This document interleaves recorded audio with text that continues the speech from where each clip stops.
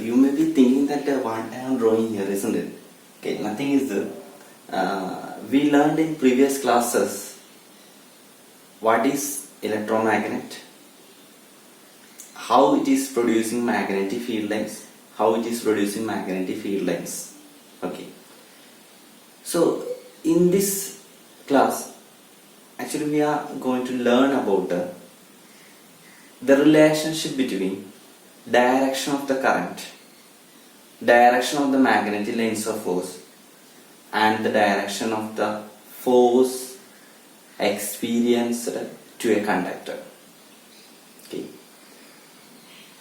is it clear? So what are the relationship between these three? One is direction of the current and direction of the magnetic lines of force, then the direction of the force experienced by that conductor. Clear? So to learn that, first we consider one magnetic pole north, this side north, and that side south. Okay. Then the current is passing from north to south on the current magnetic lines of force. So we know that outside the direction is north to south. So this is the direction of magnetic lines of force. Okay. Then I kept a current carrying conductor between these two magnets.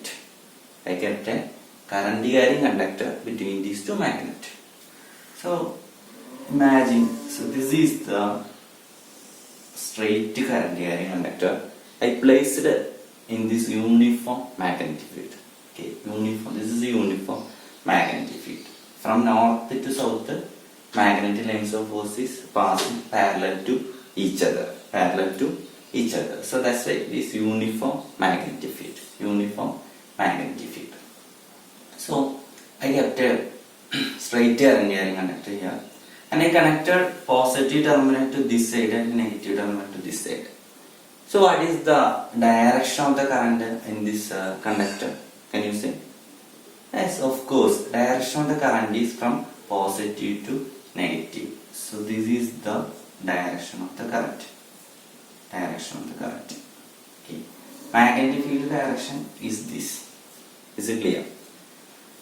So automatically this is a current carrying conductor, and it can produce a magnetic lines of force around it.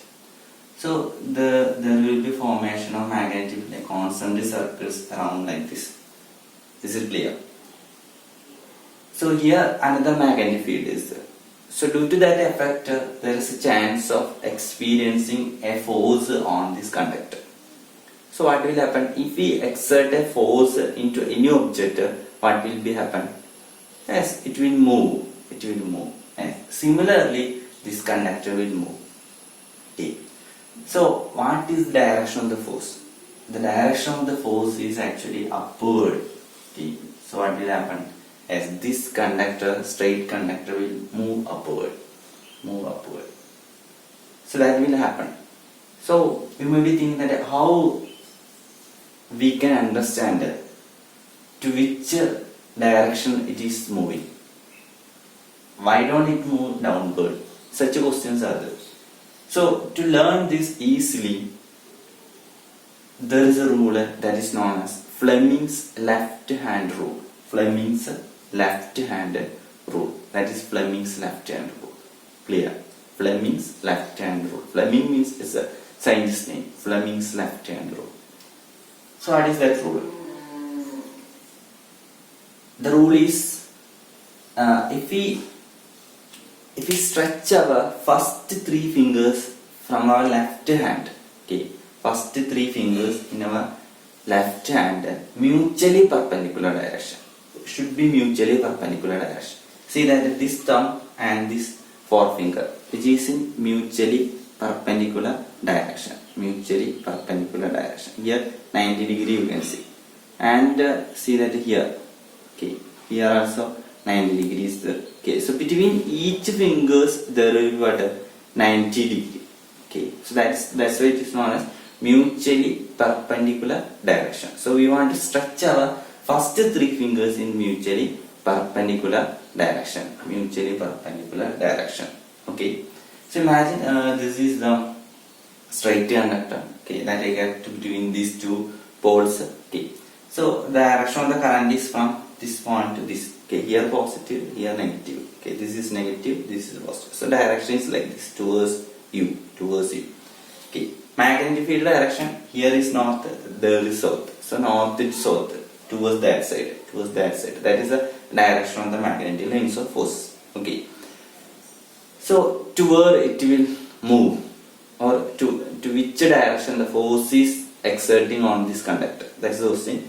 So if we stretch our first three fingers in mutually perpendicular direction, this middle finger is in it. This middle finger. This is a middle finger. This middle finger indicates the direction of the current. This direction of the current. So see that this is, imagine this is a conductor.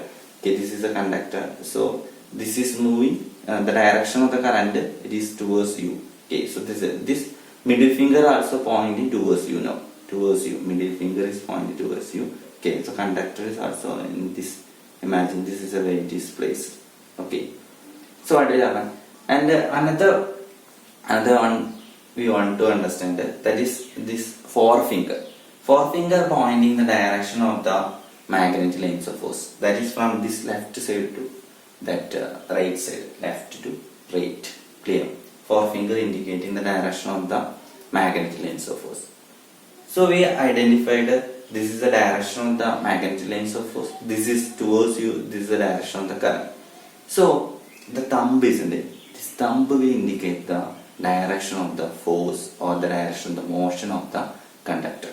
Direction of the force experienced by this to this conductor, and also the motion. So that means it will move upward. Okay. So if we kept this is in uniform magnetic field, the direction of the magnetic field is north to south. So through this magnetic lines of force is moving. Okay. So when we pass the electricity through this conductor, isn't it? Here it is positive, here it is negative. Okay. So the direction of the current is from that point to this, towards you, like this. The current is coming. Magnetic lines of force from here to that side. Okay, it is moving like this. Okay, is it clear? So such a way we arranged this conductor. So what will happen when electricity is passing through it, around this conductor there will be formation of magnetic lines of force. So automatically it will be experienced by a force, so it will move upward. Okay. So this is the way we identified the direction of the force or motion of the conductor. Okay. So what is that rule? It is known as Fleming's left hand rule. Very simple.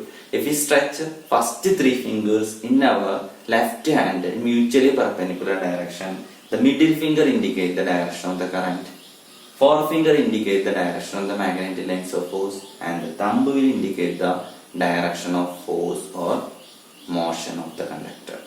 That is known as Fleming's left hand rule. I hope you understood. Thank you, student.